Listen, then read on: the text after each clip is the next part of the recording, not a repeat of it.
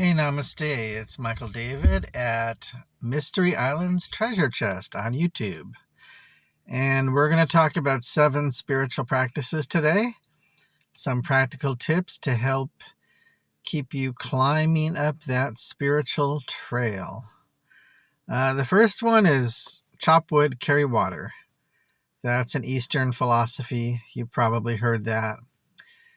And what it means is there's something spiritual and grounding about just doing some practical labor.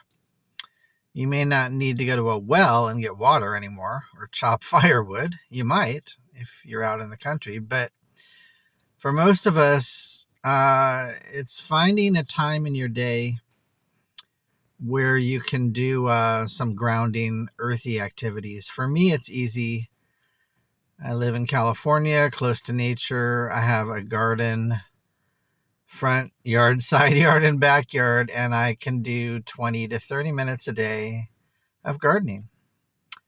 I turn on my fountain, there's birds all around chirping, and I can, get involved with all the different seasons and the plants, and I grow tomatoes and lemons and grapefruits and herbs and rosemary and all kinds of succulents that don't need much water.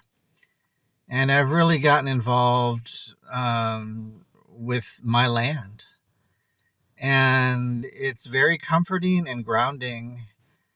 And it's my quiet time. It's my meditation time.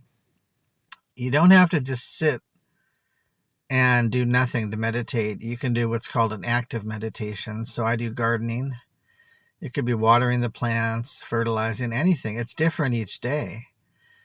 And during this 30 minutes is my time to organize my thoughts, and I'm really open and in tune with the universe, and I receive a lot of good ideas and solutions to my problems and information.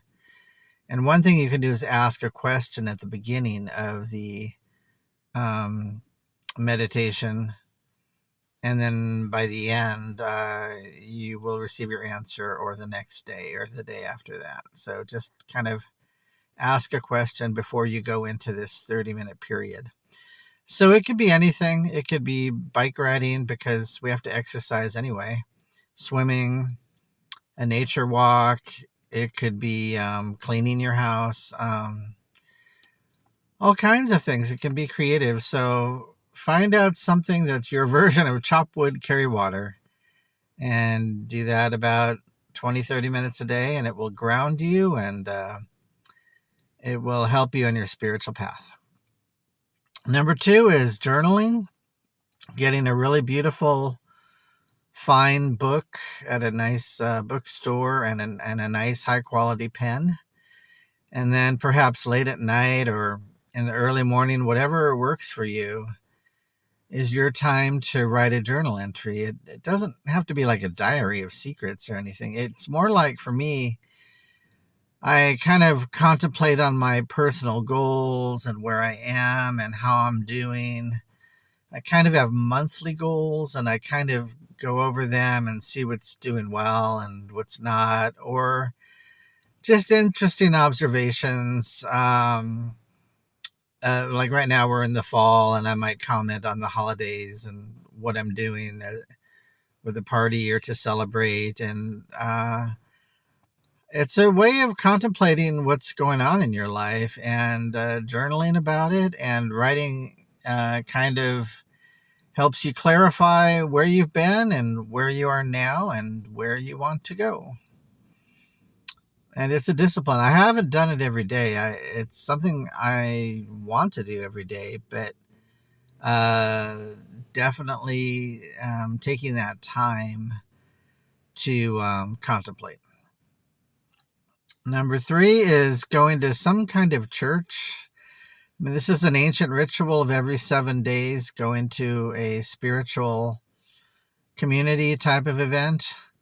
Now, this can be stretched like taffy to anything. It could be you going alone into the top of a hilltop and reading the Bible, or, it's whatever you deem to be a spiritual activity. Although there's something to be said for community, and maybe it's just singing, doing spiritual singing on Sunday with a group. I personally joined a church, metaphysical, east-west type of church, called Center for Spiritual Living. That's just where I ended up based on my spiritual journey, but it was called Religious Science. It's now kind of shifted over to this new name, but it works best for me. I grew up Methodist, which had a beautiful upbringing, and they really emphasize good works and helping out other people in a Methodist church. But I wanted the Eastern to balance the Western, and I really believe in the laws of karma, so I needed an East-West type of church, and for me, that's Center of Spiritual Living, and then you hopefully can make friends. I've done some volunteer work on the video crew, and that's definitely how you make friends and connect with people. And you start building bridges into a really nice community, and they can be there for you if you need help, if your family kind of fails you, or you find yourself alone and on the holidays or something, or your family lives far away. The church can be there for you to help you nourish. And life is harsh. Life can be really cold and difficult. And this is a warm lighthouse in the storm. So, and church attendance is way down. A lot of churches are closing, but I think it's something society needs and human beings need and people need is community. And so I encourage you to find a place of faith in your community. And Sunday mornings, it's a discipline. Yes, it's a ritual. And you got to find a minister or a pastor who speaks to you, who resonates with you. And then get involved in all of their spiritual activities. You're going to meet high-minded people and high-quality people that are on the spiritual path. It's a very good thing.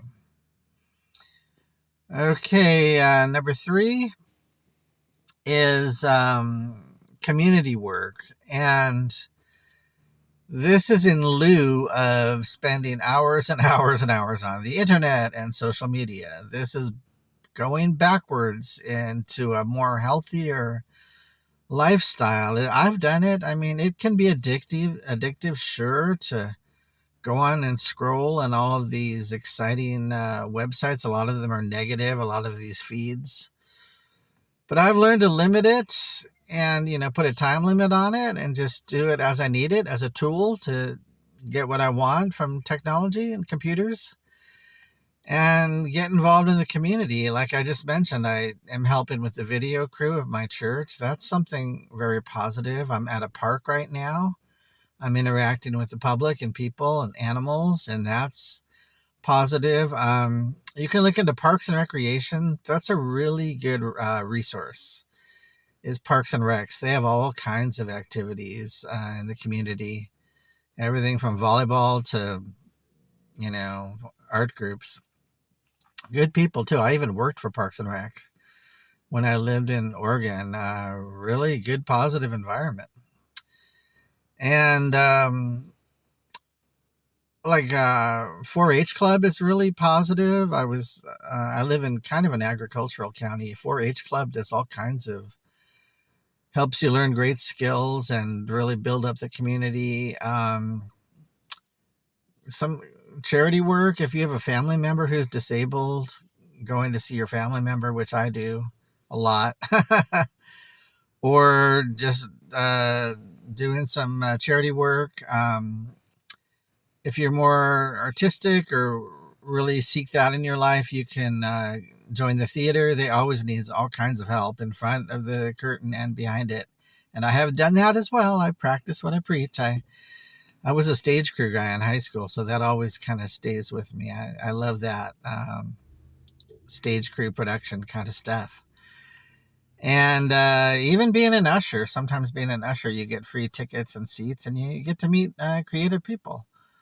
Museums always need help, running the gift store and running the museum, and that's a great way to get culture and be involved. Or join an art gallery. A lot of them are co-ops. where you just share in the rent, and if you're an artist, bring your art in, or if you have any kind of music skill, getting involved in music in the community and or the church choir, whatever. I personally don't have those skills, but if you do, then find your place in the musical landscape of life. And so we're actually only going to get to 3 today of the spiritual gifts. I'll do the others on another day, but we'll take this in bite-sized chunks. How about that? And I really want to be positive and send positive vibes out into the internet and generate good karma. And I hope that you take these to heart. So I'm Mike D at mysteryislands.net is my local website, and my YouTube channel. You put in the keywords Mystery Islands Treasure Chest, and you will get my metaphysical journey all in bite-sized videos that are very helpful. All right, namaste. Take care. Bye-bye.